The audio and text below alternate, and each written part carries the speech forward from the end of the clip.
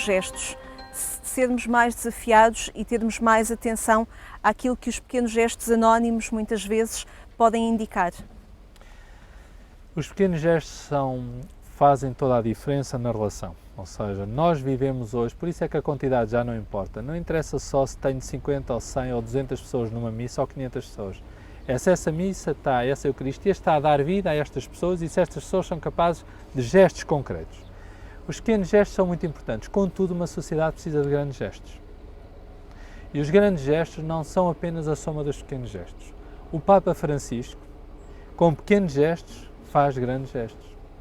E isso é que eu acho que é um paradigma que nós precisamos. Nós temos uma ideia muito hierarquizada até dos próprios gestos. Se o patrão, passa a expressão, fizer isto, então os encarregados vão fazer isto, ou as chefias intermédias, e depois vamos todos beneficiar. Esse mundo acabou, na minha opinião. A comunicação social permite-nos hoje uma maneira de olhar para isto de outro ponto. Portanto, na minha opinião é assim, um gesto do Papa Francisco pode mudar o mundo. Porque vai reclamar muitos gestos. E eu acho que a Igreja precisa de gestos proféticos. E ainda não... Há alguns gestos... Eu vou dar um exemplo muito simples. O Papa, à quinta-feira, em Roma, decide não celebrar a ceia do Senhor em São Pedro, mas celebra, ou em São João de Latrão, onde fosse, mas neste caso em São Pedro, não celebra, mas escolhe um lugar. Ou vai a uma cadeia, já foi a vários sítios ao longo destes anos. Nós, em Portugal, temos pouquíssimos bispos com coragem para fazer essa diferença e poucos sacerdotes para fazer essa diferença. Então o Papa consegue fazer esta diferença e nós não conseguimos porquê? Porque não é hábito, porque não há tradição. Não, temos pouca coragem para gestos diferentes. Nós temos pouca coragem para gestos diferentes. A sociedade portuguesa é uma sociedade genericamente instalada, com vantagens e desvantagens. E a Igreja portuguesa é uma igreja genericamente instalada, com poucos gestos. Há homens e mulheres, há bispos, há padres, há leigos que fazem a diferença. Mas em geral ainda são poucos os gestos. Eu acho que o Vaticano, pela primeira vez, nós tínhamos a ideia de que Roma era o lugar onde o Espírito Santo desaparecia praticamente. Existia Espírito Santo na Igreja, então chegava-se a Roma e perdia-se. Era o sítio onde se perdia a fé. Não. O que acontece hoje é Roma vai à nossa frente, o Papa vai à nossa frente e nós não estamos a conseguir acompanhar o Papa. Nós estamos com um passo mais lento do que o Papa. Eu quero acreditar também que Portugal, a Conferência Episcopal tem tido gestos muito bonitos. Ao reconfigurar-se também vai reforçar alguns aspectos, mas temos de ser corajosos. Temos de ser corajosos por isso significar fidelidade ao Evangelho, é só por isso. Já agora coragem significa cordis é coração e água tem a ver com agir. E, portanto, eu acho que tem exatamente isso, agir com o coração, mas com o coração que se dá totalmente. Claro que corremos riscos, claro que depois... Coragem. Acredita que este contexto de pandemia e de desconfinamento que todos nós procuramos nesta altura pode vir também a reconfigurar a pastoral da Igreja? Os bispos portugueses dizem que têm vindo a fazer esta reflexão de reconversão pastoral e em novembro teremos à partida uma nota pastoral sobre esta nova forma de estar. Alguns bispos já vão adiantando alguma sinodalidade, mas é uma sinodalidade que já vem sendo praticada no Vaticano há algum tempo, concretamente com Bento XVI, na convocação dos diferentes sínodos. Espera que este contexto possa reconfigurar um pouco a pastoral da Igreja, a forma como se está, mais do que uma palavra, uma forma de estar? Sim. O Vaticano II, o que deixou das dimensões mais sinodais que deixou o Vaticano II foi exatamente os sínodos. Vem depois com Paulo VI esse lançar do conjunto de sínodos que vão acompanhando os sínodos dos bispos. E essa sinodalidade, ela existiu sempre na Igreja. Sínodos tem a ver com odos, caminho, siun, tem a ver com caminhar em conjunto, genericamente. E então há outras teorias com pouca justificação para a palavra, mas esta é a base da palavra. E, de facto, a Igreja tem caminhado em conjunto. Ultimamente, esse caminhar em conjunto tem tido uma força maior, com Bento XVI e depois agora, já João Paulo II, depois Bento XVI e agora mais ainda Papa Francisco. O que é que eu acho que vai mudar na Igreja? Primeiro, já mudou. Ou seja, eu sei que muita gente está à espera de voltar ao mesmo. Não vamos conseguir, ponto, por razões múltiplas poderíamos falar. nós não conseguimos andar para trás. Volto a dizer, e se conseguíssemos andar para trás seríamos incoerentes, mas sobretudo estaríamos a desfigurar o Evangelho. Portanto, este desejo já é perverso porque é pecado, na minha opinião. Querer voltar ao mesmo é desconfigurar o Evangelho e, portanto, é pecado. O Evangelho faz-se com vida concreta, não se faz com passados, faz-se com presentes a abrirem-se ao futuro. E, portanto, a Igreja já não vai voltar ao que era.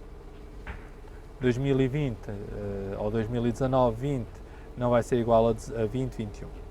Depois, o que acontece é, há coisas que já mudaram com pouca capacidade de retorno. O facto de, falo da minha diocese, ter sido solicitado que os sacerdotes celebrassem mais no exterior, que procurassem celebrar mais, haver mais Eucaristias, mais passadas.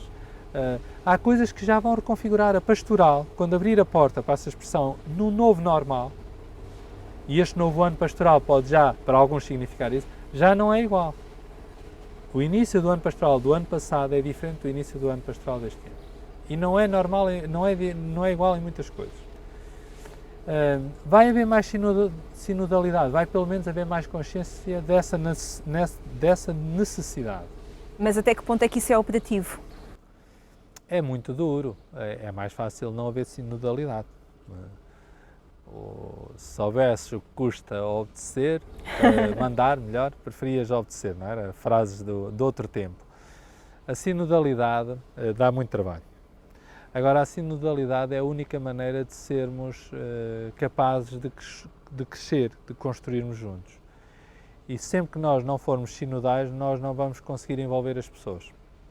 Então, a sinodalidade é um método. É uma metodologia para a qual a Igreja não pode fazer uma espécie de opção, sim ou não. A Igreja, se quiser ser coerente com a sua metodologia, só pode ser sinodal, não tem outra opção. Portanto, o tempo de hoje exige sinodalidade. E eu diria que em Portugal isso está a acontecer. Mesmo a Conferência Episcopal tem manifestado, em alguns casos, dimensões de sinodalidade relevantes. Os bispos têm tomado atitudes muito interessantes na sua capacidade de, em conjunto, falar e sugerir alguns desafios.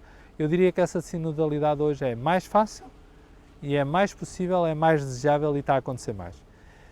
Podemos melhorar? Bem, por isso é que vale a pena estar vivo. Sim, podemos sempre melhorar. Sim. A minha diocese, que eu conheço melhor, desde há uns anos a esta parte, temos assumido isso como método. Isso tem tido consequências objetivas, isto é, o nosso bispo é claramente uma pessoa sensível a esta dimensão da sinodalidade e ele próprio é um construtor dessa sinodalidade. E tem gestos concretos, tem estruturas concretas que configuram essa mudança pastoral e já há alguns anos, não só de agora. Vamos terminar a nossa conversa com uma frase que o Padre Nuno Santos me disse há uns meses atrás, que a esperança não é um lugar de perfeição, mas de vida e de encontro. Na medida em que neste início de ano pastoral pudermos conjugar esta frase e redimensioná-la àquilo que está a acontecer neste contexto de desconfinamento, seremos também pessoas mais felizes e mais plantadores de naus a haver, semeadores de esperança. De facto, quem semeia dá o melhor de si. Isso não significa nem que corra tudo bem, nem que sejamos perfeitos. Deus nunca escolheu perfeitos, Deus escolheu homens e mulheres. Aliás, das coisas que mais marcaram na minha preparação para ser sacerdote, no retiro de preparação, foi exatamente, já agora foi em Sines Verga, foi exatamente o olhar de Pedro e de Jesus. Pedro negou Jesus 3 vezes, depois de dizer, confia em mim, não vai acontecer nada. Pedro é das maiores traições, pensar que o meu melhor amigo, na hora em que eu preciso, diz, eu nem te conheço. Como é que não me conheces? És o meu melhor amigo, nem sei quem tu és. Portanto, isto parece-me o maior drama da existência, daquilo que é da relação. E Jesus confia a este homem e a Igreja. Então a Igreja é feita de pessoas imperfeitas e frágeis e pecadoras. Agora, é aí que também se pode construir o melhor do mundo, porque é aí que não somos nós que construímos, é Deus através de nós. A perfeição ou a beleza ou a santidade não está no nosso tamanho, está naquilo que no tamanho de Deus, naquilo que Deus é e que pode projetar através de nós. E, portanto, a esperança não está na perfeição, está no dar-se, está no na caminho. construção, no caminho. Mas é um caminho um caminho cheio de esperança, que é um caminho feito sempre com a força da coragem de quem se dá totalmente. Portanto, a esperança e o futuro não é para os perfeitos, é para os que se dão. Para aqueles que querem caminhar. Para os que querem semear, para os que querem caminhar. E eu acho que há muita gente que já planta árvores, há muitos semeadores de futuro, mas a sociedade precisa de mais e a Igreja em particular agradece que as novas gerações também se configurem como protagonistas destes plantadores de Nós Ave.